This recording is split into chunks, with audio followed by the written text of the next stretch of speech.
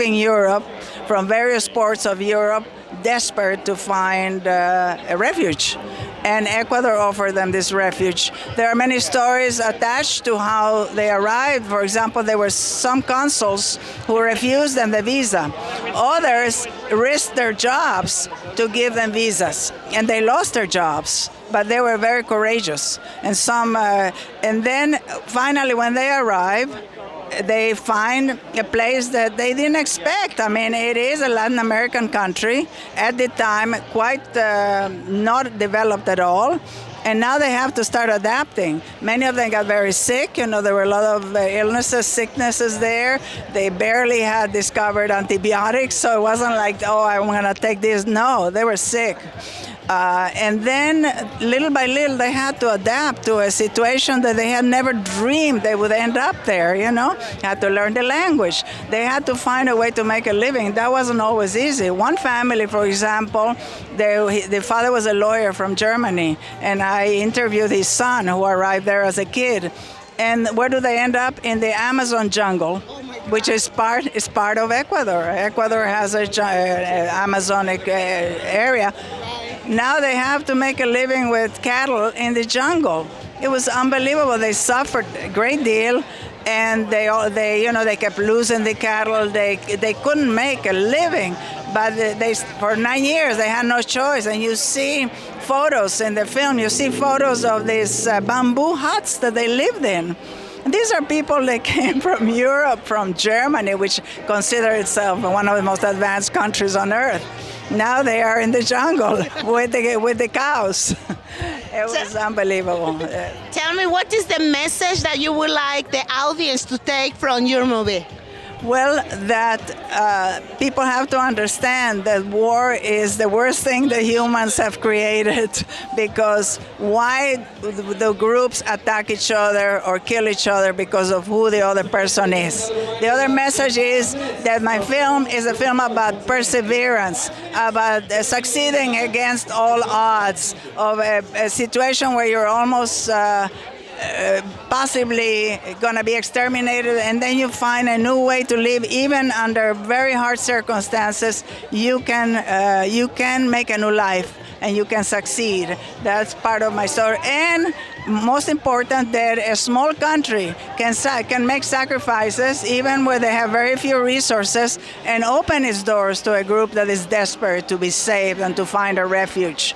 So Ecuadorians, I want to tell Ecuadorians to feel proud about their country, because they saved all these thousands of souls.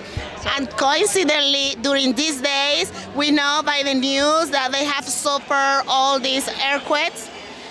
We want to remember all those people that were offered help and assistance during this time of crisis, to be able to give back to the community and offer the assistance again to all this community that is suffering a natural disaster, right? So true. And what's the beauty about Ecuador? Ecuadorians are very kind people.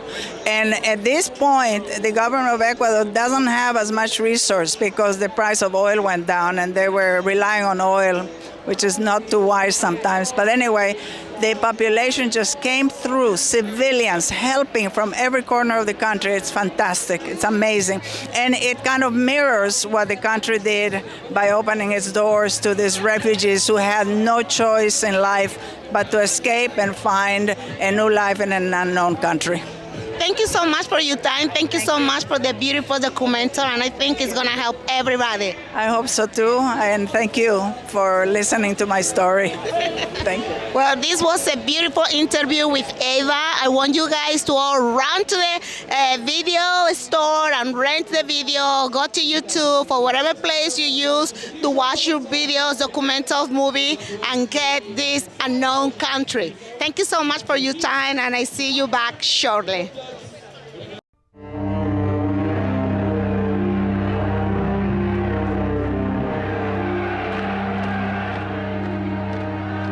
When Hitler came, my childhood ended.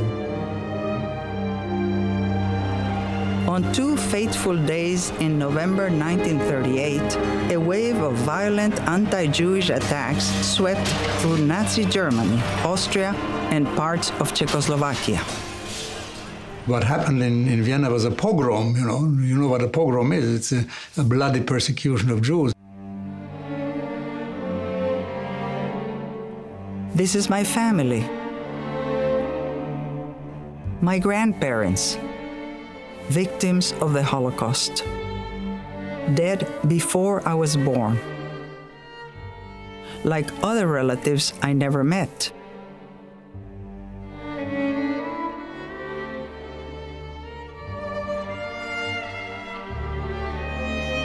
They took away everything you had, everything. I was frightened, everybody was. So my father said, time to go. This is the story of a community of exiles who found refuge in an unknown country, a distant land called Ecuador.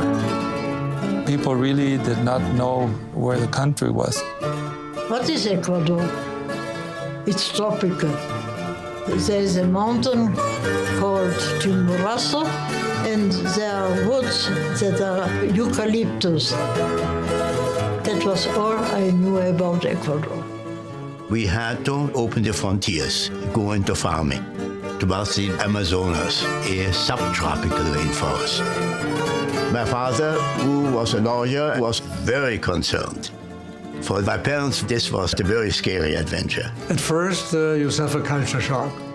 So different from what we knew in Europe. The class differences in Ecuador, at least in those days, were tremendous.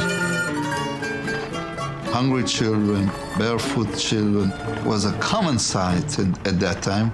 At the beginning, everybody was sick. Everybody. There were diseases like malaria, typhoid fever, tuberculosis, hepatitis. These insects, the grillos, they coated the streets, millions of insects. And not only that, every night we had to go around with a flashlight to exterminate the scorpions. All you're holding on to is your cultural heritage, your identity as a European, as a Jew. And suddenly you're in an environment which is about 180 degrees the opposite. The opportunities when first arriving in Ecuador were very limited economically. But what's amazing, within a few years, they were able to really raise themselves up. Most of the European Jews who came to Ecuador did things which in Europe they didn't do, but they had to adjust to the local economy. There was a semi-European atmosphere among them. They created an environment that was compatible with their memories. We opened our suitcases and took out our culture that we had brought with us. And that worked for us. I often think of what they had to leave, the people they had to leave, the life they had to leave, how they came with nothing, the hardships they had, grateful for the life they made for themselves, but still mourn the fact that they were displaced. That they were able to overcome that in a new culture, in a new world, learn the language, and succeed. That, to me, is a great example of the human spirit really overcoming great tragedy.